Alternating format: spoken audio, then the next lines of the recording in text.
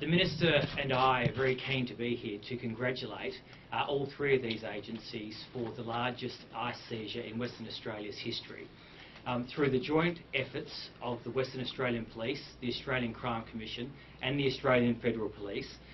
they have taken at least 320 kilograms of this terrible drug off the streets.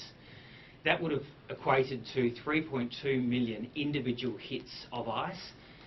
with a street value of upwards of $320 million.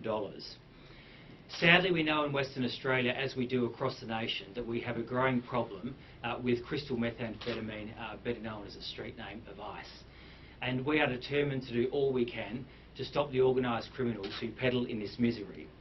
This is a drug that is destroying lives. It results in extraordinarily violent and uncharacteristically violent behaviour from the people who are addicted to it, and it creates an enormous problem for our police on the front line, as well as our emergency service workers who are on the front line, who have to deal with the fallout from people who are addicted to this drug.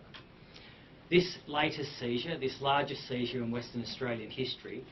is an example of the dividends that are being paid by the unprecedented cooperation between Commonwealth and state law enforcement.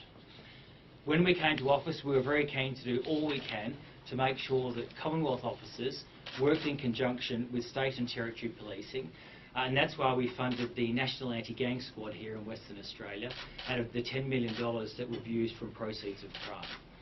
We're also doing all we can at a Commonwealth level to stop these drugs from crossing our borders, and we've invested an extra $88 million in the Australian Border Force to do exactly that.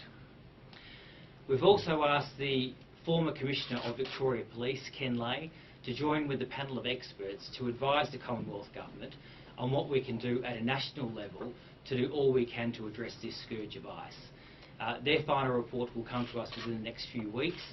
and that report will be taken by the Prime Minister to his First Minister colleagues at the COAG meeting in November, so all governments across Australia can come together to do all we can about this menace.